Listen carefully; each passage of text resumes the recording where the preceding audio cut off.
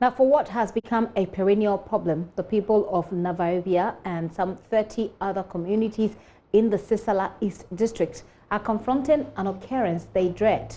The Bagre Dam opened yesterday and it has left residents frustrated and some youth incensed by this yearly burden. This year, not only are the people in those communities bearing the brunt, but the grand tour set to begin by the British High Commissioner Ian Walker in Tumu in the Upper East region was stalled for a while as his retinue could not cross a river that had overflowed its banks due to the spillage of the Bagre Dam. Kojo Yangsen, who was embedded with the team, spoke to District Health Director Alex Bakula, who highlighted their plight and the enormous benefit the construction of a bridge will bring to the district. Expected that we would meet some challenges and obstacles along the way. But who would have thought obstacle number one would happen even before the ride begins? So, let me tell you where we are. That is Burkina Faso, just about 15 minutes in that direction. That, of course, is the east. The west is to my right. And we have been traveling from Bolgatanga to Tumu, where the Ghana Grand Ride is supposed to begin. But here, in this little village, we've uncovered a problem. The Bagre Dam was opened last night, and water has flooded and blocked the road. The people of this community tell us that it happens very often. Every time the dam is open, this road gets blocked and nobody can cross. Literally, the east is cut off from the west. Tumu is about 15 minutes in that direction, but nobody can drive across this road. The road literally cannot be seen. Now, the people of the community are very agitated. Every time this happens, they find themselves stuck behind this obstacle. Now, you will soon see some people carrying a motorbike and a lot of valuables across the water. This has become a source of business for some of the young men. They are helping people to come across, carting their wares, because if they don't, everything comes to a standstill.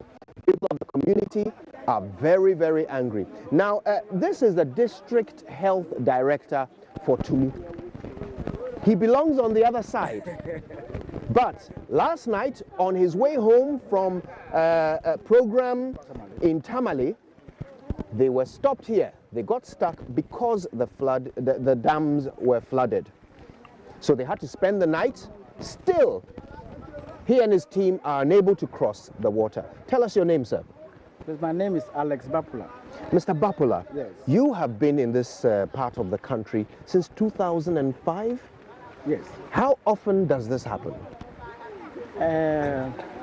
It's on yearly basis, but if you look at what has happened today, I think it's unprecedented. This is the first time I have seen this, but on yearly basis, you see this place flooded. Now tell me, you had to stay the night here. Yes. The people of the community are very angry, they're agitated. Yes. Why? They are agitated because we feel like we are not part of the country. Even as at yesterday, we had an emergency from Tumu.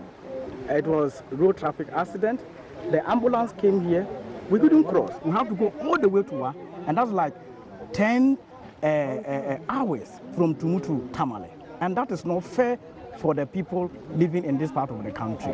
Yet we contribute to the socio-economic development, we contribute to the economic of the country, and we feel that we have been left out. I mean, it looks like the leaders are not thinking of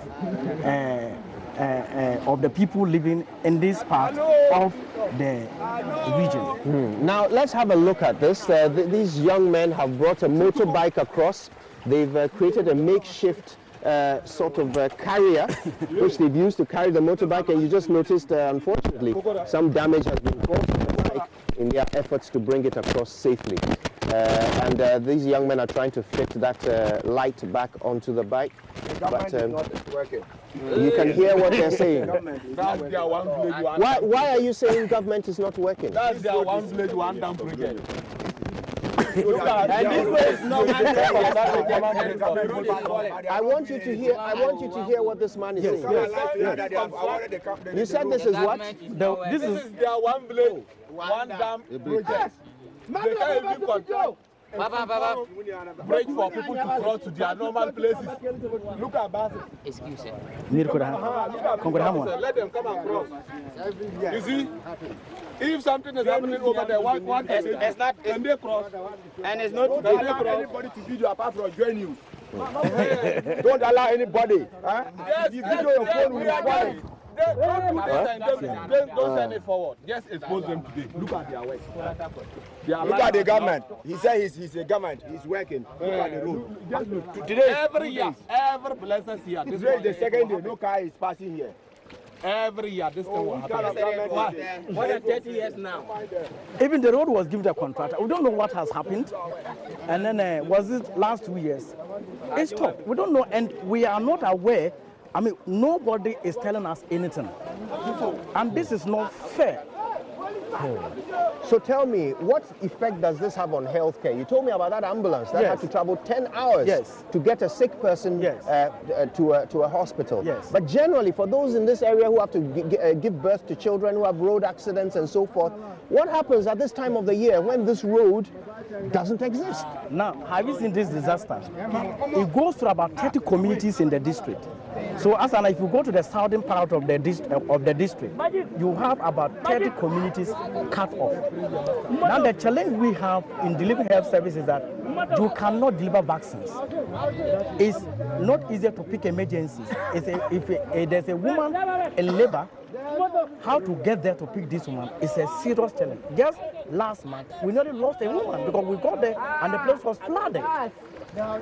Yes, we have all these promises that the bridges and all the cabins will be constructed, and we're not seeing anything. So currently, even my staff cannot get to some of these deprived communities to provide health service. And this is seriously undermining the quality of health service we provide in this part of the country. So tell me, if this road is fixed, this small stretch, I mean, I'm looking at about 100 meters, really. Yes. Small stretch is fixed. Yes. Tell me what difference it will make for the delivery of your work. Number one is even going to opening the economic activities of the two regions, because this district is the food basket of the even 3 northern regions. So in terms of food, the produce, at least we'll have means of or vehicles to pick some of these food product all the way to Kumasi and then Tamale. And then the economic status of the farmers will be improved. So that's one. Then two, I talk about the emergencies. So if this place is fixed, at least going to Tamale will be very easy for us. Then you have the district health administration also delivering commodities. So at least when it comes to the issue of emergency, I'm sure it will be improved. We can also deliver our medicines, our health commodities. But with this current situation, Kojo, is really very difficult for us. So let me ask you this. You have been here since 2005. Yes.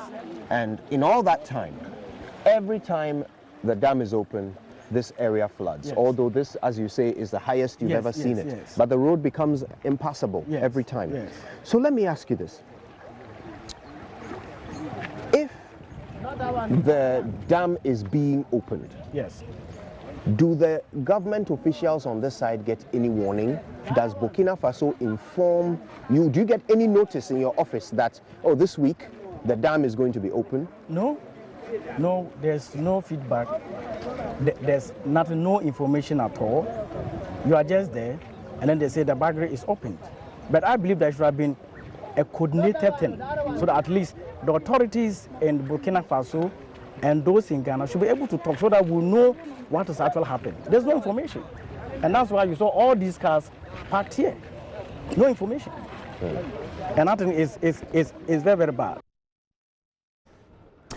Kojo Youngson there with Ian Walker, the UK High Commissioner to Ghana, on that very exciting journey, which proves to be as exciting as it sounded when you first heard it.